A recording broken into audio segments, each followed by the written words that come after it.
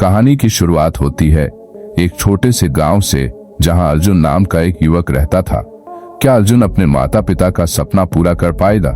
लेकिन क्या अर्जुन श्रीखंड महादेव की यात्रा पूरी कर पाएगा? लेकिन वह साधु कौन था? लेकिन क्या अर्जुन श्रीखंड महादेव की यात्रा पूरी कर पाएगा? तो क्या उसकी यात्रा पूर्ण हुई या नहीं? आइए जानते हैं इस पूरी कहानी को और गहराई से इस वीडियो में। कहानी श्रीखंड महादेव की यात्रा। मनाली के पास बसे एक छोटे से गांव में एक युवक अर्जुन रहता था। अर्जुन बचपन से ही धार्मिक और भगवान शिव का अनन्य भक्त था।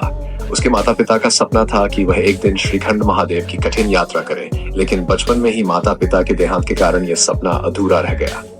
अर्जुन ने ठान लिया कि वह अपने माता पिता की इच्छा पूरी करेगा और इस पवित्र यात्रा पर जाएगा। अर्जुन ने जब गांव में अपनी यात्रा की घोषणा की तो सभी ने उसे हिम्मत और धैर्य रखने की सलाह दी। श्रीखंड महादेव की यात्रा केवल एक धार्मिक यात्रा नहीं थी, बल्कि ये एक कठिन परीक्षा भी थी, जिसमें श्रद्धा, साहस और आत्म बलिदान की आवश्यकता थी। यात्रा में ऊंचे नीचे पहाड़, बर्फ से ढकी चोटियां और खतरनाक रास्ते थे।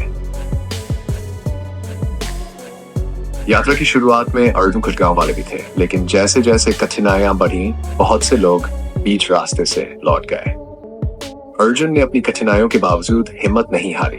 उसकी भक्ति और माता पिता की यादें उसे आगे बढ़ने के लिए प्रेरित करती रही। यात्रा के दौरान एक रात अर्जुन ने एक वीरान स्थान पर डेरा डाला। ठंड इतनी तेज थी कि उसका शरीर कांपने लगा। उस अंधेरी रात में उसे लगा कि कोई उसके पास खड़ा है। जब उसने आंखें खोली तो एक वृद्ध साधु को देखा। साधु ने उसे गर्म कंबल दिया और कहा, बेटा, यह यात्रा आसान नहीं है। यहाँ तक पहुंचने के लिए बहुत त्याग की आवश्यकता होती है। भगवान शिव केवल उन्हीं की परीक्षा लेते हैं जिनसे उन्हें बहुत उम्मीद होती है। अर्जुन ने साधु का आशीर्वाद लिया और कहा, बाबा, मैं अपनी यात्रा पूरी करना चाहता हूँ। मेरे माता पिता की अंतिम इच्छा भी यही थी। साधु ने मुस्कुराते हुए कहा, तुम्हारी श्रद्धा और संकल्प बहुत मजबूत है। भगवान शिव तुम्हारे साथ है।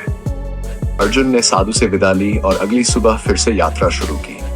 यात्रा के अंतिम चरण में जब वह श्रीखंड महादेव के करीब पहुंचा तो उसे चक्कर आने लगे और उसकी ताकत जवाब देने लगी। अचानक उसकी आंखों के सामने माता पिता की छवि उभरी। उन्होंने उसे अपनी गोद में लिया हुआ था और कहा, बेटा, हम तुम्हारे साथ हैं, हार मत मानो। अर्जुन की आंखों में आंसू आ गए। उसने अपनी सारी शक्ति को बटोरा और आखिरकार श्रीखंड महादेव के दर्शन करने में सफल हुआ। उसने भगवान शिव के चरणों में प्रणाम किया और अपने माता पिता की आत्मा की शांति के लिए प्रार्थना की।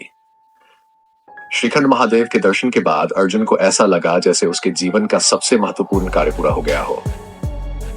जब वह गांव लौटकर आया तो उसकी आंखों में संतोष और हृदय में शांति थी।